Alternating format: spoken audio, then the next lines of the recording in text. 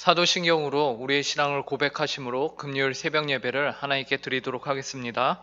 전능하사 천지를 만드신 하나님 아버지를 내가 믿사오며 그 외아들 우리 주 예수 그리스도를 믿사오니 이는 성령으로 잉태하사 동정녀 마리아에게 나시고 본디오 빌라도에게 고난을 받으사 십자가에 못 박혀 죽으시고 장사한 지 사흘 만에 죽은 자 가운데서 다시 살아나시며 하늘에 오르사 전능하신 하나님 우편에 앉아 계시다가 저리로서 산 자와 죽은 자를 심판하러 오시리라. 성령을 믿사오며 거룩한 공회와 성도가 서로 교통하는 것과 죄를 사하여 주시는 것과 몸이 다시 사는 것과 영원히 사는 것을 믿사옵나이다. 아멘. 이 시간 찬송가 570장 함께 찬송하도록 하겠습니다. 570장 주는 나를 기르시는 목자 함께 찬송하도록 하겠습니다. 주는 나를 기르시는 목자요 나는 주님의 귀한 어린 양 푸른 풀밭 맑은 시냇물가로 나를 늘 인도하여 주신다. 주는 나의 좋은 목자 나는 그의 어린 양 저를 따라 꼴을 먹여주시니 내게 부족함 전혀 없어라. 예쁜 새들 노래하는 아침과 노을 비끼는 고운 황혼에 사랑하는 나의 목자 음성이 나를 언제나 불러주신다. 주는 나의 좋은 목자 나는 그의 어린 양 저를 따라 꼴을 먹여주시니 내게 부족함 전혀 없어라. 못된 짐승 나를 해치 못하고 거친 비바람 상치 못하리. 나의 주님 강한 손을 펼치사 나를 주야로 지켜주신다. 주는 나의 좋은 목자 나는 그의 어린 양 저를 따라 꼴을 먹여주시니 내게 부족함 전혀 없어라. 아멘. 함께 기도하도록 하겠습니다.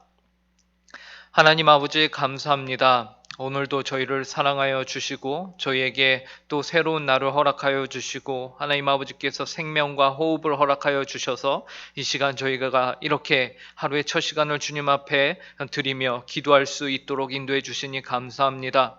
하나님 아버지 오늘 하루도 저희가 저희의 삶의 주인이 되는 것이 아니라 오직 하나님만이 저희의 삶의 주인이 되어 주시옵소서.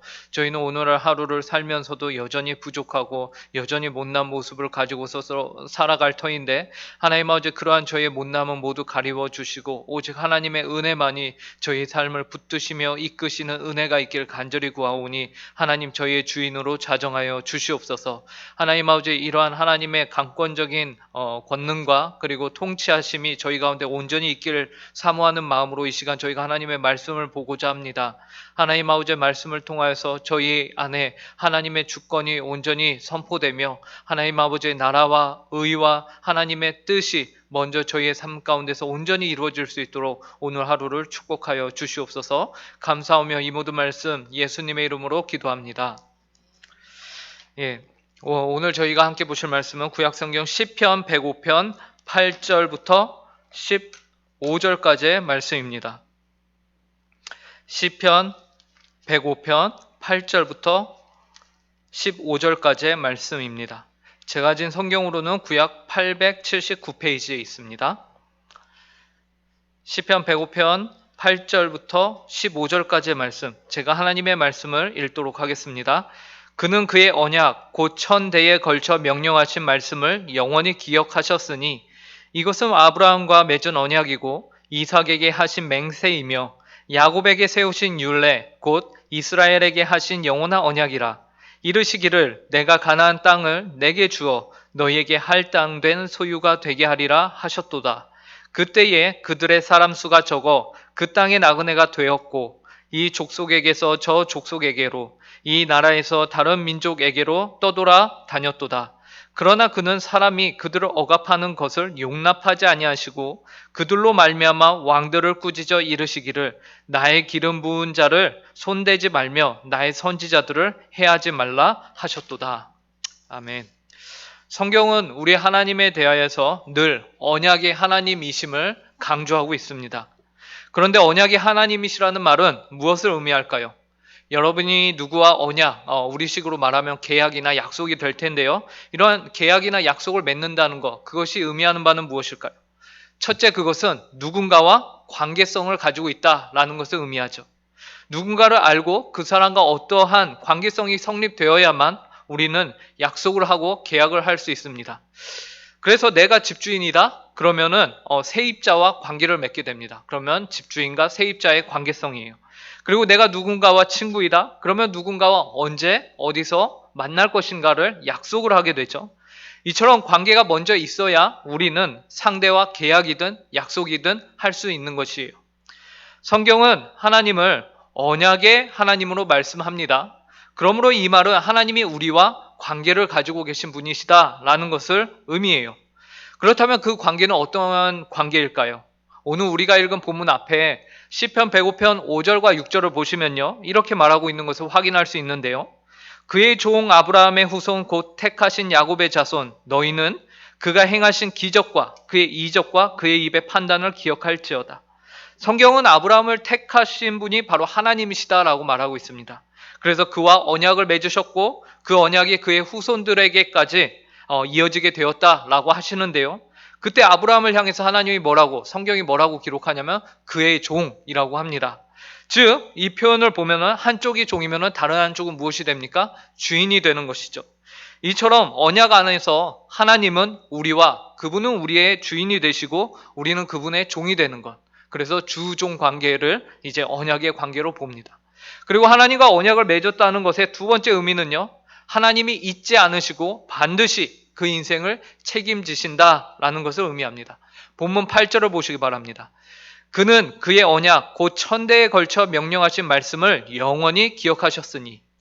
성경은 하나님이 그의 언약을 영원히 기억하셨다라고 말하고 있어요.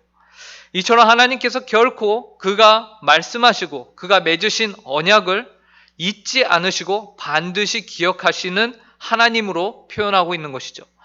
하나님이 잊지 않으시고 기억하신다는 것은 무엇을 의미하냐면 바로 하나님께서 반드시 그 언약을 성취하실 것임을 의미합니다. 하나님이 잊으시는 것은 성경에서 단 하나 있습니다. 하나님이 잊으신다. 하나님은 무엇을 잊으실까요? 바로 회개한 우리들의 죄를 잊으십니다. 우리가 회개한 것만은 그 죄만은 하나님께서 잊으신다라고 말씀하세요. 오직 그리스도의 보혈을 의지하여 우리가 진심으로 회개할 때에 하나님께서는 그 죄를 잊으십니다. 그리고 그 외에 모든 것들은 하나님이 기억하세요. 하나님이 다 아신다고 말씀하시죠. 심지어 우리의 마음의 심령까지도 하나님이 꿰뚫어 보신다라고 말씀하십니다. 무엇보다 하나님은 그분의 언약을 절대로 잊지 않으시는 하나님이세요. 그런데 8절에서 하나님의 언약에 대해서 다른 말로 표현을 하고 있습니다. 그의 언약 곧 천대에 걸쳐 명령하신 말씀이라고 표현하고 있어요. 그렇다면 아브라함과 맺은 언약, 그래서 천대에 걸쳐서 하나님이 명령하셨다라고 말씀하시는 거죠. 그 명령하신 것, 천대 동안 계속해서 명령하신 것, 그것이 무엇일까요? 9절부터 11절에 나와 있습니다. 이것은 아브라함과 맺은 언약이고 이삭에게 하신 맹세이며 야곱에게 세우신 율례 곧 이스라엘에게 하신 영원한 언약이라. 그래서 11절에 보시면 이르시기를 내가 가나안 땅을 내게 주어 너희에게 할당된 소유가 되게 하리라 하셨도다. 하나님께서 천대에 걸쳐 명령하신 말씀, 이것이 무엇일까요? 바로 땅에 대한 약속이었어요.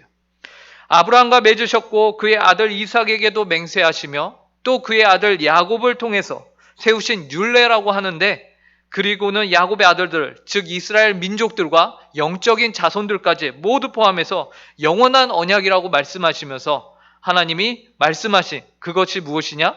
바로 땅에 대한 약속이다라는 것이었습니다.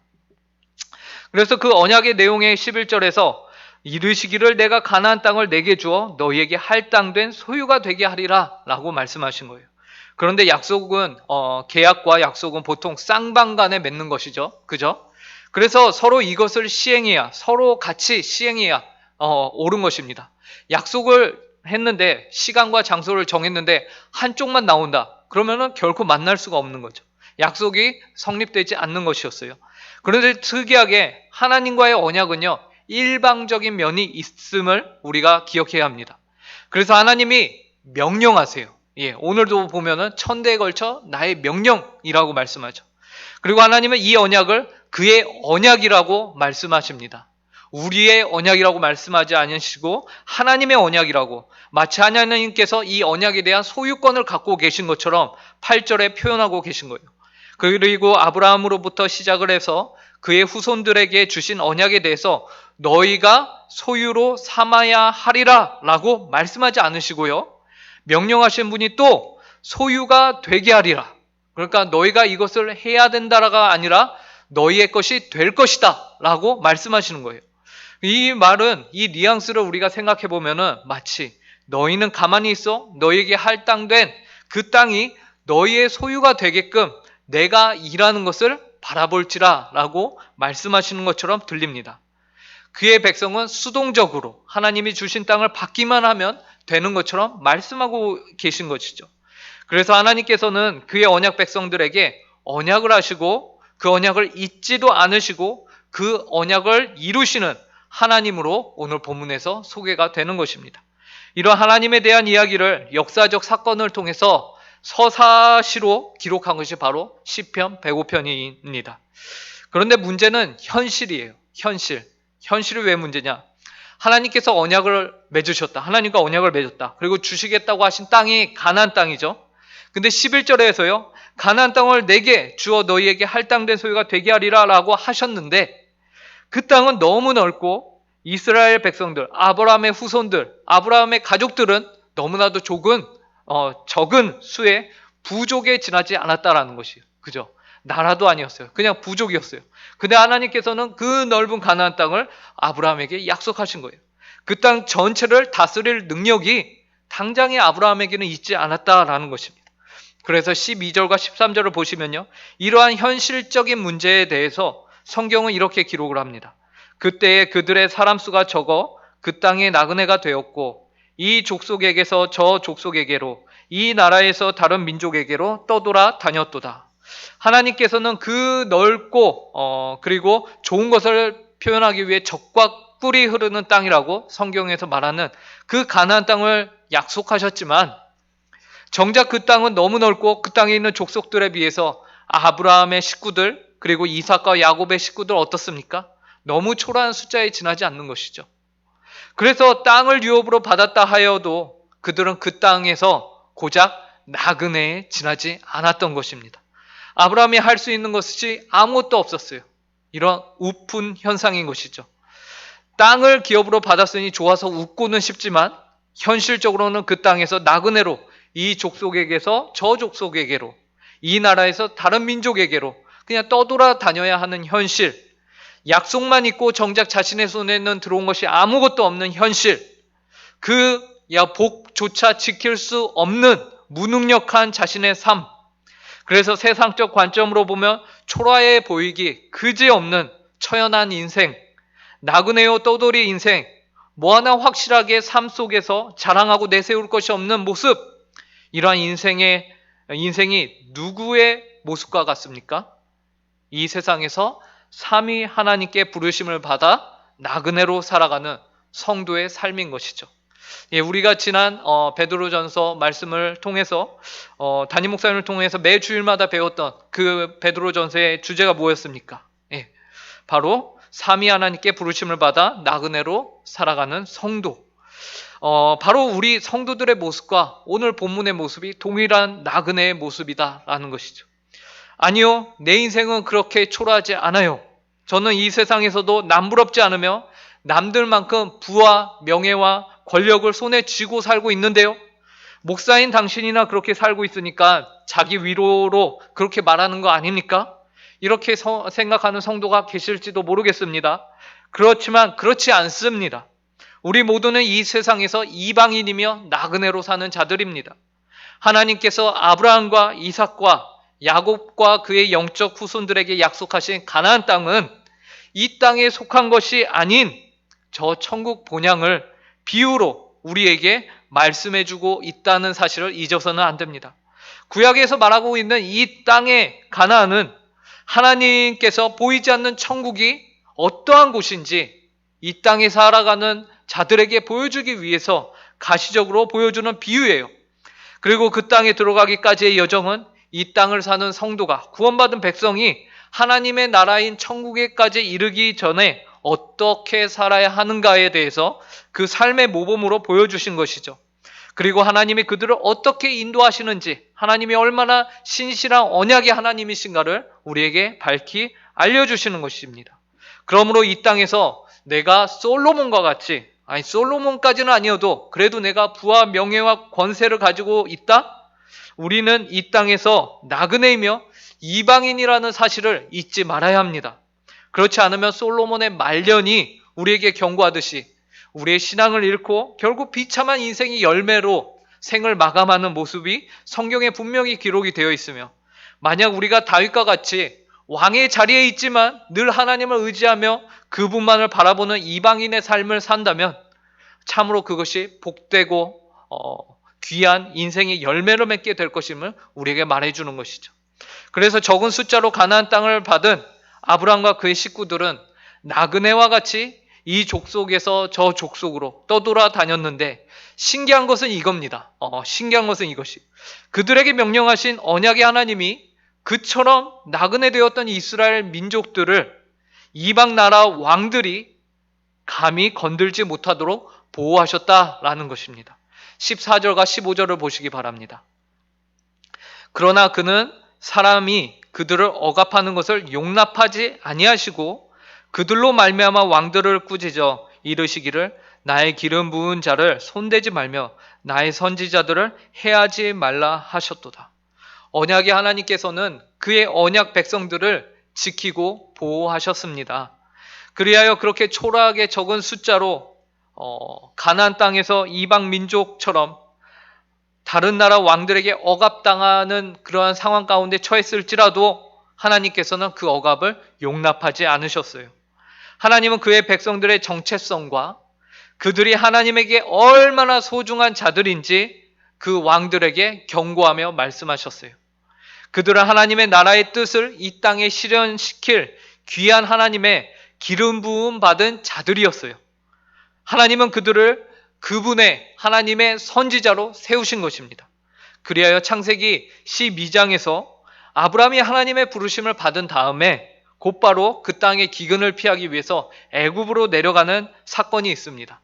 그 애굽에서 애굽 왕이 이 아브라함의 아내를 보고서 너무나도 마음에 들어서 자신의 아내로 삼고자 하지만 오히려 하나님이 그 애굽 왕에게 경고를 하시고 애굽 왕은 잔뜩 겁을 먹고서 아브라함에게 말도 안 되는 어마어마한 이제 재산과 재물을 주면서 너가 어찌하여 이리하였느냐 라면서 오히려 아브라함을 떠나게 만들죠. 그리고 창세기 20장에서도요 비슷한 사건이 또 등장을 합니다. 아비멜렉이라는 사람이 자신이 생각하기에 너무나도 보잘것없어 보이는 이 조그만 족속을 가족들을 이제 어찌할까 하고 이제 또 이번에도 아브라함의 아내가 마음에 들었는데 오히려 억압하지 못하고 하나님의 경고에 겁을 먹고서는 그들에게 양과 소와 종들을 이끌어서 아브라함에게 주며 뭐라고 합니까? 내 땅이 네 앞에 있으니 내가 보기에 좋은 대로 거주하라 라면서 하나님의 약속과 같이 땅이 아브라함에게 주어지는 것을 보게 됩니다. 이처럼 하나님은 아브라함과 그의 후손들에게 영적 자녀들인 오늘날의 성도들에게도 언약의 하나님이 되십니다. 그 하나님께서 그분 자신의 언약을 결코 잊지 않으시며 그 언약을 지키시며 그 백성을 보호하셨습니다. 그래야 열방 가운데 하나님의 이름이 영광을 받으시기에 합당케 하셨습니다. 오늘날 하나님께서는 그분의 교회에 그리고 그분의 교회와 그 교회에 속한 성도들을 통해서 하나님의 언약이 이어지게 하고 계시죠. 오늘 하루를 주님께서 허락하셨는데 이 언약을 이어받은 우리에게 귀한 하루를 허락하신 이유가 무엇입니까? 바로 이 언약 백성으로서 온전히 이 땅 가운데서 이방인으로서 살아가라 라는 것을 우리에게 명하고 계신 것입니다. 우리가 저 천국 본향에 다다르기까지 나그네로 이 땅 가운데 살지만 우리에게는 하나님의 언약, 약속이 주어졌고 또한 그 언약은 하나님께서 반드시 내가 너의 인생을 책임지겠다라는 약속임을 우리가 굳건하게 믿고 그분께 오늘 하루도 하나님을 신뢰함으로 나의 환경을 바라보는 것이 아니라 하나님 한 분만을 바라봄으로 하나님께 감사로 영광을 돌릴 수 있는 모든 성도들이 되시길 간절히 바랍니다. 함께 기도하겠습니다. 하나님 아버지 감사합니다. 하나님은 언약의 하나님이시며 그 언약을 하나님 아버지 영원히 기억하신다라고 말씀하셨습니다. 무엇보다 하나님께서 저희를 언약 백성으로 불러주시고 하나님 아버지 이 땅에서는 나그네요 이방인과 같이 보잘것 없지만 그럼에도 불구하고 이들은 나의 기름 부음 받은 자이며 나의 선지자다라고 말씀하셔서 하나님 아버지의 교회를 성도를 주님 붙드시고 이 땅 가운데서 살아갈 수 있게 하심에 감사합니다. 하나님 아버지 저희가 이 땅을 살아가면서 하나님이 어떤 분이신지를 더욱더 밝히 드러낼 수 있게 하나님 아버지 저희가 하나님을 더욱더 신뢰하고 하나님을 온전히 섬기는 저희 모든 성도들 되게 하여 주시옵소서. 감사하오며 이 모든 말씀 예수님의 이름으로 기도합니다. 하늘에 계신 우리 아버지여 이름이 거룩히 여김을 받으시오며 나라의 임하옵시며 뜻이 하늘에서 이루어진 것 같이 땅에서도 이루어지이다. 오늘날 우리에게 일용할 양식을 주옵시고 우리가 우리에게 죄 지은 자를 사하여 준 것 같이 우리 죄를 사하여 주옵시고 우리를 시험에 들게 하지 마옵시고 다만 악에서 구하옵소서. 대개 나라와 권세와 영광이 아버지께 영원히 있사옵나이다. 아멘.